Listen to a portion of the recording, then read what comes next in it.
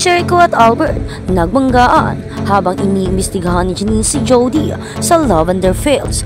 Kung bago ka lang sa channel na ito, huwag kalimutang mag-like, share, comment, and subscribe. Ang drama thriller series ng ABS-CBN na Lavender Fields ay patuloy na nagbibigay ng kasiyahan sa mga manunood habang sumasabong ang idwaan sa pagitan ni Tyron at Zandro, habang determinado si Iris na mahuli si Jasmine na may ebidensya sa kanyang mga plano.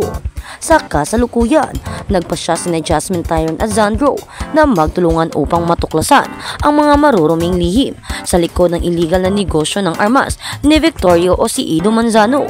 Gayunpaman, hindi magiging madali ang mga bagay dahil tinanggihan ni Zandro ang intensyon ni Tyron na tumulong at hinarap siya sa panganib na iniligay niya sa pamilya ni Jasmine at Aster Maricel Soriano. Habang tumaas ang galit at selos sa pagitan ni Zandro at Tyron, nagkaroon sila ng suntukan na pinipilit pasifahin ni Jasmine.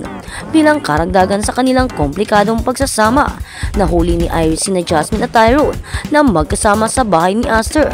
Habang nag-iimbestiga sa bahay, natuklasan niya ang isang litrato na nag-uugnay sa mga pagkakakilanlan ni Jasmine at Lavender.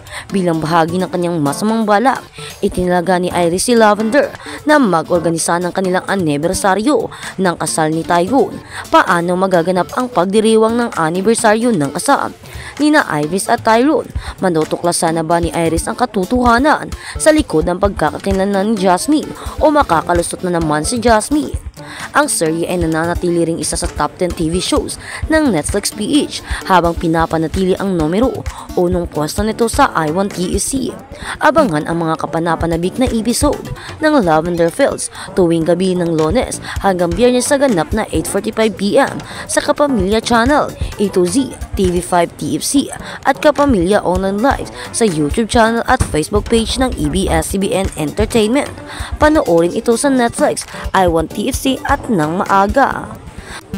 At sa kabilang banda, Sofia Fiang-Smith, OOTD at Star Magical Christmas 2024. Teen sensation Sofia Fiang-Smith dazzled in her debut at the Star Magical Christmas 2024.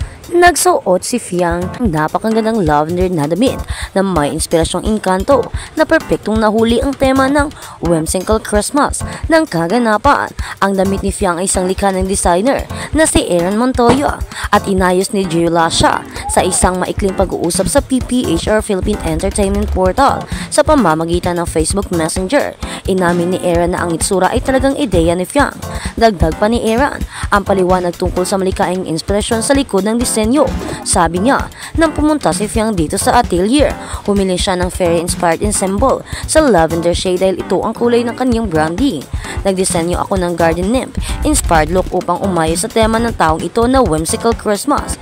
Ginamit namin ang aming perma ng mga detalye ng pakpak na pinagsama sa mga ruffles upang maging mas romantiko ito. At sa kabilang balita naman, Seth Fedelin kinabahan sa unang pagsali sa MMFF.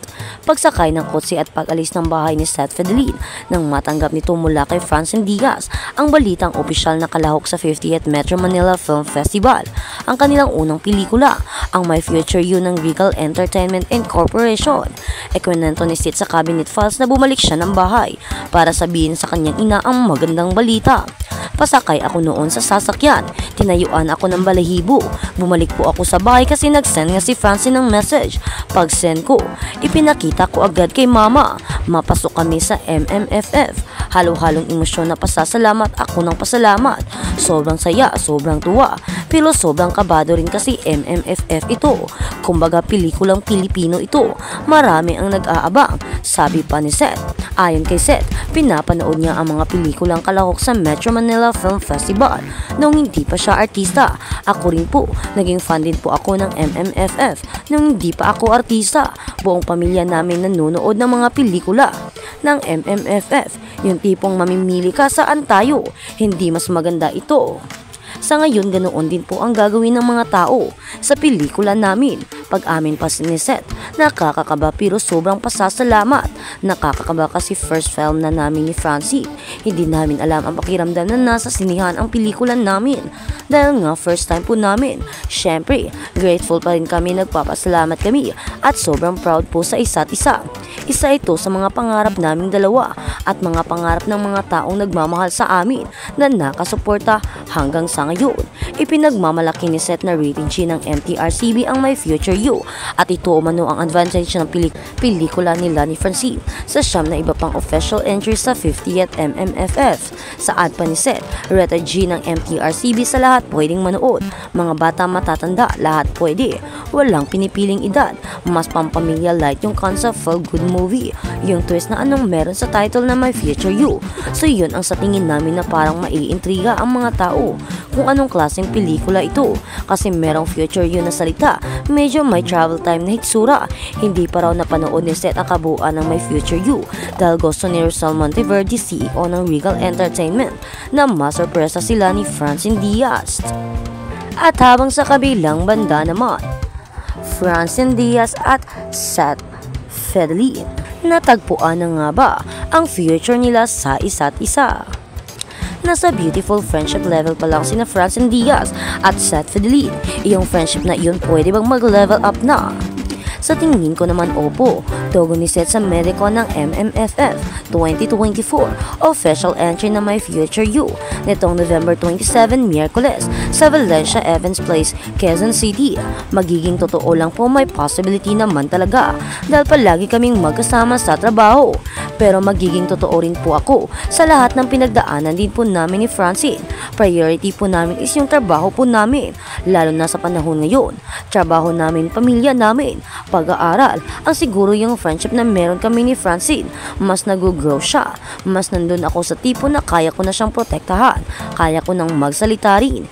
Yun ang sinabi ko kanina, di ba huwag magsalita, pero meron din dapat panahon na magsalita ka sa tamang tao na ipinaglalaban mo.